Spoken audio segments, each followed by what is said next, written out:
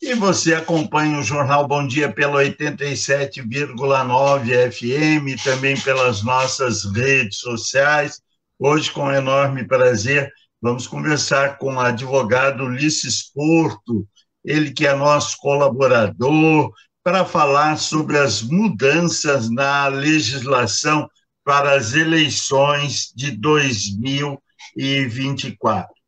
Ulisses, muito bom dia, obrigado pela sua participação na manhã de hoje, seja muito bem-vindo. Bom dia, Fernando, bom dia, Gustavo, ouvintes, a Mayra ali na técnica, e uma manhã fria daquelas que pede reflexão, viu? Porque hoje tá fácil não, né? Tá certo. Ulisses, vamos falar um pouquinho, antes de falar sobre a questão das eleições, né?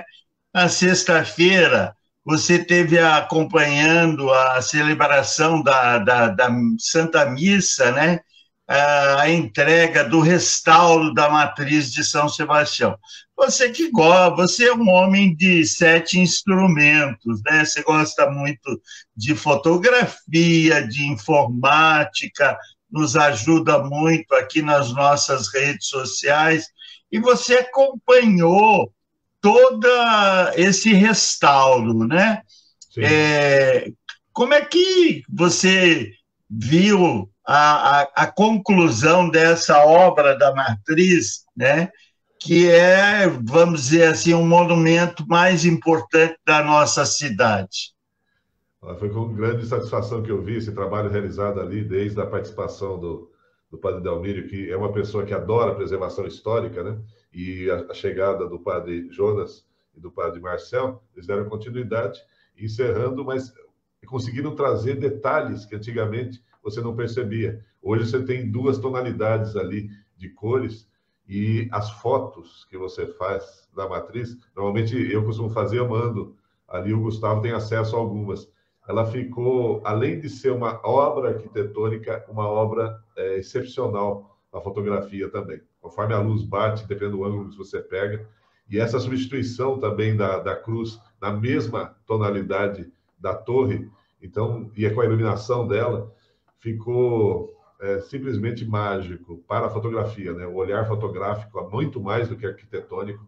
Eu acho que Valinhos só teve a ganhar. Fica aí minha gratidão ao pessoal da paróquia São Sebastião, cada um dos voluntários, a participação dos padres, dos párocos, e todo mundo que contribuiu, porque é um monumento, uma celebração da história de Valinhos, desde lá, em 1939, se contarmos que ela substituiu a matriz antiga, né, a primitiva, que chega em 1900. Então, você tem toda uma história envolvendo também a questão da febre amarela, a questão do patrono. Então, é um monumento à história de Valinhos. Eu sou realmente grato, apaixonado, e deram belas fotos. Quem teve a oportunidade de ver as fotos publicadas, ficou muito bonita. Só tenho gratidão, não tem outro elemento a falar. Ulisses, e principalmente, né, você que também faz parte da Associação de Preservação Histórica, a gente sabe como a nossa história, né, como os nossos monumentos são maltratados, né? Nós temos vários exemplos ao longo aí dos anos, né? Então, esse restauro é um resgate muito importante, como você bem lembrou, porque é uma história viva, né, que nós temos em Valinhos. E quando você pega essa conjunção da história, não só a história viva, mas também a participação das famílias em cada momento ali, os vitrais, os sinos, a construção da torre, ela era para ter uma determinada composição, a mistura da questão românica com a questão germânica, e todo o contexto de formação da matriz, né? E ela está numa posição elevada, você vê os degraus, aquela busca, nós estamos ainda, né, da questão da famosa cápsula do tempo, existe, não existe, onde ela está, pode não estar, mas a matriz São Sebastião, a única palavra que eu vou dizer é isso, é a síntese da população, do povo, a partir de 1872, quando a ferrovia chega aqui, a febre amarela, e depois tudo que aconteceu, tudo tem a ver com a festa do Figo, festa de São Sebastião, que voltou a ocorrer também, a questão religiosa. Então, todo o contexto envolvendo essa partes da história estão simbolizadas ali na matriz São Sebastião. Não tiramos as outras matrizes, a matriz também aqui da Vila Santana, que eu tenho a visão dela pela minha janela aqui, apesar de ter uma construção mais simples, mas também tem todo um contexto do mural que está lá na parte do fundo. Então, as matrizes da nossa cidade, elas reproduzem o contexto histórico. E a matriz São Sebastião é uma história viva, ela está lá presente. E sem contar o ambiente, né? Se você quiser um pouquinho de paz, tranquilidade, suba as escadas e pare, e só fique lá quietinho. Você vai dar a impressão que você ficou mais perto do divino. Eu sei que não é o prédio em si, mas ele produz isso. É um ambiente extremamente acolhedor. Ulisses, vamos falar, por gentileza, né, sobre as mudanças na legislação. Quais foram as principais mudanças que ocorreram? A principal mudança é que agora é a quantidade de vagas mais uma. Então, se a Câmara Municipal, hoje, pela lei orgânica, são 15 vagas, hoje, na lei orgânica, que aprovaram em 2019, foi isso? A eleição foi em 2020? Isso, foi anteriormente, né? Isso, fizeram a mudança, ela passou a valer só para a eleição seguinte, então hoje nós temos 15 vagas para vereadores. Eu sei que há um debate, uma discussão, e com o número do censo, Valinhos poderia chegar hoje até 19 vereadores, porque o censo ele efetivou 126 mil, a população 126 mil, porque a montagem da Câmara não é por eleitores, mas sim pela população. Então, hoje, Valinhos poderia chegar a 19 vereadores. O que eu acredito que deva acontecer, uma mudança deve acontecer. No mínimo, retomar os 17, que é uma coisa que ficou evidente na votação dos 15 lá atrás, eu lembro, porque eu estava, inclusive, na Câmara naquela época como assessor, e ficou aquela coisa, vocês estão alterando uma coisa que quando chegar em 23 para 24, vocês vão alterar de novo. Então, a grande tendência de voltar a ser 17, com a possibilidade de chegarmos a 19. Essa é a principal possibilidade de mudança que nós temos hoje. Então, com isso, a legislação mudou. Então, se você tiver 15, nós teremos a possibilidade do partido vir. Não há mais coligações, é o partido puro ou a federação que junta partidos. Aí depois eu explico mais à frente. Nós teremos, então, daí, partidos poderão lançar hoje, pela lei orgânica, 16 candidatos. Se ela sofrer mudança e vier a ser 17, 18 candidatos. Se chegar a 19, poderá ser 20 candidatos. Lembrando que 1/3 é de gênero. Isso foi mantido. Então, nós temos, quando eu falo gênero, não estou falando só mulheres. Poderia ser mandar-se, vamos pôr, vou trabalhar com 15, tá? 16 candidatos, sendo 1/3 de gênero. Então, poderia ser mulher ou homem.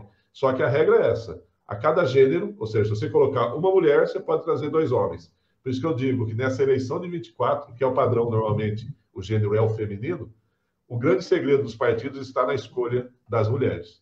Porque se você escolher, e isso é decisão do Tribunal Superior Eleitoral, mulheres que venham e nem campanha façam, mostrem que é só para cumprir cota, toda essa votação que o partido teve, cai todo mundo. Então, você não pode chamar, volto a dizer, gênero não quer dizer que sejam as mulheres, mas no padrão dos partidos, normalmente são as mulheres que representam essa distribuição por gênero. Então, o que acaba acontecendo? As mulheres vêm e são aquelas que têm votos, 30 votos, 10 votos, 5 votos, 150 votos. E aí tem um detalhe, eu vou depois ao último item. Em Valinhos, a estatística mostra que apenas 14% das mulheres têm mais de 200 votos. Então, se você tiver 100 mulheres concorrendo, apenas 14 delas terão acima de 200 votos. Então, você vê que não é só trazer mulheres, tem que trazer mulheres também que estejam condição de trazer mais votos. Mas também não pode ter 0 votos, a não ser que ela tenha ficado doente ou tenha desistido da campanha por um motivo.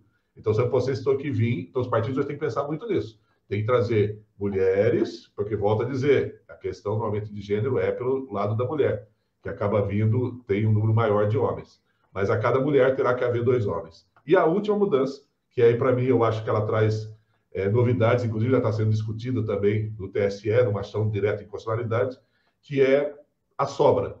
Então, você tem um quociente eleitoral. Vamos imaginar numa próxima eleição aí, 3.200 votos, o partido que tiver 3.200 votos já faz direto um vereador. Cada soma desse valor, ele faz um novo vereador. Depois de feito isso, sobram vagas. Essas sobras, para serem divididas, ou seja, calculadas, levam em consideração dois elementos. Primeiro, que você tenha 80% do quociente eleitoral. Então, se você teve 3.200, esses 80% chega a 2.800. Eu fiz a conta com a eleição de 2020, para você ter ideia o que aconteceria, metade dos partidos teriam caído fora e o PSDB, com 7 candidatos, teria feito os 3 candidatos, só para você ter ideia. Por quê? Porque eles cumpriram as duas regras. Primeiro, 80% do quociente eleitoral. Segundo, 20% do quociente eleitoral do candidato a poder concorrer às sobras. E aí é que está o problema. Tem uma noção, sei que nós que acompanhamos as eleições, Fernando, que há muitos anos, 20% corresponde a quase 690 votos. É voto, é um carrilhão de votos. Então, sintetizando para quem está chegando agora, quantidade de vagas prevista na Câmara mais um, depois nós temos na sobra a divisão para 80% do quociente eleitoral, e para poder concorrer a essas sobras, tem que ter 20% das vagas. E aí que está o detalhe do que o TSE trouxe. Estão discutindo lá que quando acabarem os 20%, que atingiram 20% do quociente eleitoral, e ainda tiverem sobras, aí tem que ser dividido por todos os partidos. Ou seja, o de sempre, você faz uma legislação a cada nova eleição e acaba fazendo um jeitinho de que as outras pessoas continuem participando. Por quê? Porque a eleição é proporcional. Então, tudo aquilo que afeta a proporcionalidade do voto é inconstitucional. Então, pode ser que até o dia da eleição nós temos a decisão do TSE, TSE não, aí é o TSF, que é o Superior Tribunal Federal, que está decidindo isso. Se for considerado inconstitucional, aí então vai ter 3 momentos. Voto direto, atingiu o quociente eleitoral, já tem uma vaga. Conseguiu mais vagas. Veio para a sobra, 80%, 20%. Acabou os 20%. Aí vai na divisão daqueles que sobraram. Então, posso dizer o seguinte, não sabemos quem estará eleito até que cheguemos ao momento, porque, olha, essas contas são de deixar o pessoal de cabelo... Eu não tenho nem cabelo para dizer, mas cabelo em pé. Gustavo. Bom dia, Ulisses. Muito obrigado pela participação aqui na Vale News FM. Nós temos a participação da Ana Paula, uma ouvinte aqui que mandou uma mensagem por meio do nosso Facebook. Ela fala sobre o assunto anterior a esse, que é a entrega, né, da restauração da Igreja Matriz de São Sebastião. Ela diz que o sogro dela participou ali na construção da igreja. Ulisses, fala um pouco para a gente agora sobre a diferença entre federação e o que é uma federação, né? Para que ela serve e qual que é a diferença para uma coligação, já que nós temos esse modelo desde a eleição do ano passado para presidente, o governador, deputado federal e estadual. Nós temos a coligação, ela deixou de existir desde a última mudança eleitoral. Agora nós temos apenas o partido concorrendo. E aí foi criado, por causa da questão da cláusula de barreira, partidos que não cumprirem a cláusula de barreira em nível federal, e com algumas outras regras que existem, eles não poderiam mais ter participação do fundo partidário, perderiam recurso, não poderiam também participar da divisão do horário eleitoral gratuito. Aí o que aconteceu? Criou-se as federações. Aqui nós temos apenas 3 federações registradas. Nós temos a federação que junta o PSDB com o Cidadania, nós temos a federação do PSOL com a Rede, e a federação do PT, PCdoB e PV, que são as únicas 3 que estão registradas no TSE. Então, essas federações irão concorrer na eleição municipal como um único partido. Pelo menos que eu tenho visto por enquanto, as divisões terão que ser, em princípio, na mesma quantidade de vagas. Então, você teria, por exemplo, PSDB e Cidadania, que é uma federação, vão vir à eleição. Em princípio, vamos já que eles venham à eleição. Vão ter apenas direito à quantidade de vagas na Câmara, mais um, como todos os outros partidos. É como se um partido só fosse. E entendem que a divisão dentro desse partido, então, seria metade para a Rede e metade para o PSDB. Então, só uma das federações que é conhecida aqui de Valinhos, né? E daí você teria que fazer essa divisão. Imagina o caso do PT, que são 3 partidos. Então, você vai ter que dividir pelos 3 proporcionalmente, e PCdoB não está registrado aqui em Valinhos, ele não faz parte da relação atual e atualizada, não tem registro, pelo menos nesse momento, em Valinhos. O PV sim e o PT também. Só que imagine esses partidos participando e tendo que colocar uma quantidade menor, e lembrando sempre a questão de gênero. Então, se você coloca uma mulher ou um gênero, você vai ter que colocar 2 do outro gênero. Então, você pode vir a fortalecer ou enfraquecer essa campanha para vereador, principalmente. Porque, para a majoritária, os partidos podem desde apoiar ou não a um candidato. Mas sempre eles acabam apoiando porque você tendo uma majoritária, você tem dois elementos de valorização. O primeiro é a questão do apoio financeiro e de direito para organizar todos os partidos, mais o financiamento de material. E nos outros casos, quando você não sai com majoritária, você acaba ficando defasado nisso, tem que sair da conta dos próprios partidos, às vezes os partidos não têm dos próprios candidatos. E nós temos ainda outra vantagem quando você leva a majoritária, é que chama voto para voto de legenda. Então, você pode ter essa oportunidade do mesmo partido que tem o candidato à majoritária. Muitas vezes as pessoas esquecem que primeiro você vota vereador e depois prefeito, né? Então, às vezes você vai lá e põe só a legenda. Então, há situações em que o voto de legenda ele é maior, chega a ser o segundo mais votado no partido. Então, olha a importância, às vezes, você ter um candidato majoritário. Ulisses, com relação, né, à propaganda gratuita no rádio e TV e na internet, né? Na internet pode ser paga, é isso? Na verdade, quando você tiver, pelo menos que estava na legislação anterior, porque o que vai acontecer? Nós temos até o dia 5 de outubro para as novas normas eleitorais, inclusive existem duas situações acontecendo no Congresso Nacional. Uma é um grupo estudando mudança na legislação, então pode acontecer, nós temos mudança ainda, desde que elas estejam publicadas até o dia 5 de outubro, vai valer para essa eleição. A segunda questão seria quando você tem as normas estabelecidas, elas dizem, não é que deu um branco aqui, estou com problema nos olhos hoje, então eu fui pensar em duas coisas ao mesmo tempo, e hoje meu lado feminino não está muito bom, ele está meio devagar. Então, vou retornando. A primeira coisa, a campanha, nos canais indicados, quando você se indica candidato, você diz, meus canais são esses aqui. Você vai poder fazer a campanha normalmente. Aí você tem que tomar só cuidado para evitar aquela coisa que já aconteceu com alguns, abuso do poder econômico. Então, por exemplo, você pode investir X valores. Aí você vem e investe muito acima do que estava sendo previsto ali. Você fala, tem algo errado aqui. Então, você pode ter até uma situação ser julgada de forma irregular. Mas hoje, a campanha ela pode acontecer pela internet. E fica aquela pergunta, né? Ela trabalha por nicho, você pode votar você pode colocar a campanha por bairro, pela cidade, por expectativa, por opções que as pessoas têm. Só que não foge, na minha opinião, não foge da bolha, mas é um método aceito e que você, desde que você comunique à Justiça Eleitoral quando você estiver candidato, lembrando que você estará só candidato após as convenções e aprovação e registro. Até lá, quando começar a pré-campanha, você pode dizer que no máximo você é pré-candidato. Hoje você diria apenas que você colocou seu nome à disposição, mas a campanha, na verdade, ela acontece a partir de julho do ano que vem. Então, aí, muita história vai acontecer nos 45 dias. E tem um detalhe que eu sempre costumo dizer, né? Se você... Eu vou pegar o meu exemplo. Eu posso dizer, eu tenho pouca modéstia, certo? Aí, meu lado já... Sou excelente assessor, mas um péssimo candidato. Por quê?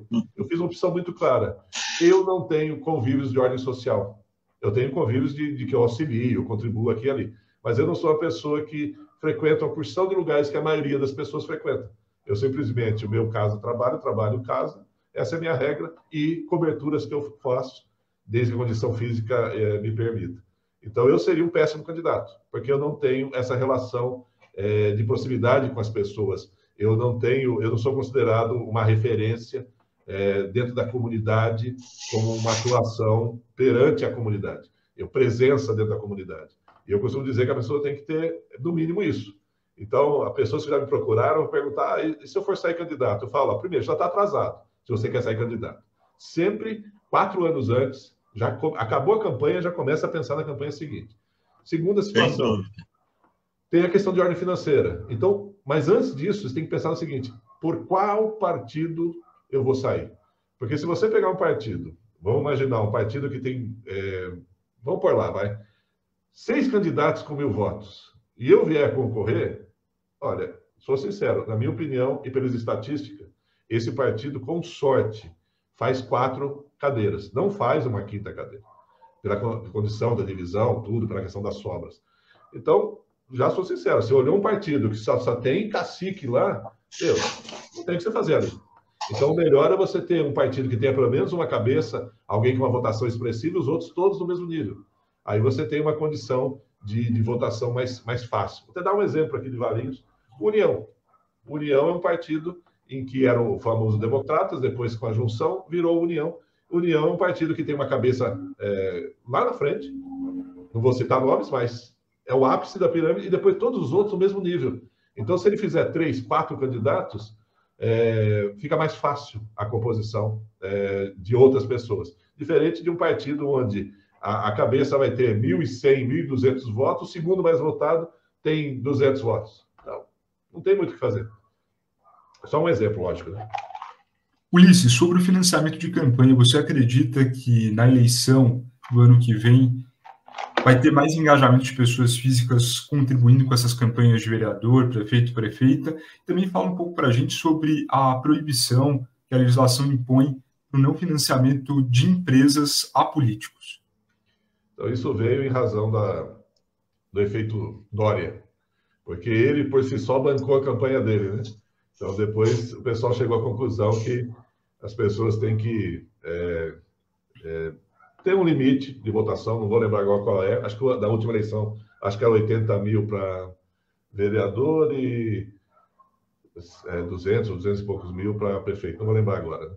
Mas tem mantido. Só que tem um detalhe, tem uma discussão de uma PEC lá no Congresso Nacional, em que eles estão querendo cancelar todas as punições ou sanções que foram aos partidos que não cumpriram cota, que não cumpriram a questão de gênero, a questão de raça, e estão querendo simplesmente fazer uma anistia. E nesta PEC tem um dos artigos que diz assim, que é permitida a arrecadação de recursos de pessoas jurídicas por partidos. Então, pode vir a acontecer de conseguir para quitação de dívida, não para campanha, mas para quitação de dívida ter pessoas jurídicas contribuindo. Como eu digo sempre, vou exagerar, mas é isso. Você coloca o lobo para cuidar das galinhas, o que acontece? Ou a raposa, que é mais esperta, né? Então, lei eleitoral no país, qualquer legislação é feita por pessoas e pessoas que têm interesse. Então, eu sou sincero com vocês. Tudo é possível. Nós vamos saber só o que é que está em vigor mesmo a partir do dia 5 de outubro. Até lá, tudo é possível. Ulisses, nas últimas eleições, né, municipais, nós tivemos aí um alto índice de candidatos, né? E aí tivemos abstenção grande e etc. Como é que, claro que a gente já tem visto movimentações aqui e acolá, né? O que você espera ou imagina das próximas eleições? Você acha que o cenário, nós teremos um número grande de candidatos, como ocorreu no último pleito, 11 candidatos a prefeito? Olha, eu acredito que se isso acontecer de novo, vou exagerar, a condição política de Valinhos ela foi destruída, porque não há condição disso. Já foi uma loucura, na minha opinião, o que aconteceu em 2020. Não era... que todo mundo acreditou que era possível. E dá nisso. Não tem isso. Então, na verdade, que a prefeita que foi eleita, 12 mil votos. Nós que acompanhamos a eleição, o mínimo que nós tínhamos chegado era em torno dos 21 mil votos. E já era uma surpresa.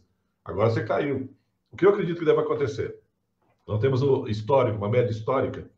Vou colocar em termos de números. 55 mil votos devem acontecer para prefeito, para vereador. Normalmente o vereador às vezes tem um aumento ou uma queda, e prefeito na última eleição, para você ter ideia, foram 55 mil votos, só que ficaram só contabilizados 48, porque um dos candidatos não poderia ter concorrido e todos os votos deles foram anulados. Então nós ficamos com 48 mil votos para prefeito na última eleição. Aí você divide isso tudinho pelos 11 candidatos, dá o que dá. O que eu acredito que deve acontecer nessa próxima eleição? De 3 a 4 candidatos, que deve acontecer na cidade. Porque, historicamente, ou pegar o partido do PT, ele normalmente costuma lançar candidatos, não sei como é que ele vai estar desta vez. A questão do... Aí eu vou citar nomes que é o mais fácil, né? O Tonetti, que já vem eleição após eleição, provavelmente ele deva estar candidato novamente, dizendo que todos esses daí são só nomes que podem estar, porque candidatos estarão após as convenções ou quando acontecer o período de pré-eleição. Nenhuma dessas pessoas hoje é candidata. Aí nós temos também a situação que seria a prefeita Lucimara e alguém dos outros grupos, aí não dá para citar nome, porque aí pelo menos seriam 3 ou 4 nomes que seriam possíveis. Mas aí, se eu tivesse que citar, nós temos a questão do Franklin, que já colocou o nome, nós temos o Mair, nós temos a possibilidade também, o Cleiton ainda não pode, nessa situação, que eu lembre, vai até a última, a próxima ainda. Deixa eu ver quem mais. Dos nomes que eu estou vendo ali, eu vou parar nos 2, que eu não consigo lembrar outros, porque eu não sei a composição que está ocorrendo, né? Mas, na minha opinião, é isso. Aí nós teremos para a majoritária, no máximo, 4 candidatos. Fugiu disso, fugiu do padrão histórico de Valinhos, está errado, vai se perder muito voto. E aí, nessa situação de 4, não dá para dizer quem ganha. Na situação com 6, 7, 8 candidatos, aí que não dá para saber mesmo. Aí vai ser uma questão de quem conseguir fazer a informação chegar, ou quem tiver mais recurso. Porque, na verdade, o que acontece numa campanha eleitoral é assim: se você é conhecido, você gasta menos. Se você não é conhecido, você vai gastar mais. E sem contar a possibilidade de uso das redes sociais, que aí, desde que seja sem abuso do poder econômico, você vai poder embarcar. Imagine que você tinha que ter uma equipe, antigamente, ir casa a casa, visitar os 37 mil casas de Valinhos. Hoje, você faz isso na rede social. Na semana, no dia, você já manda aí durante a semana para 37 mil pessoas, ou, na verdade, são 92 mil eleitores. E tem essa questão também, né?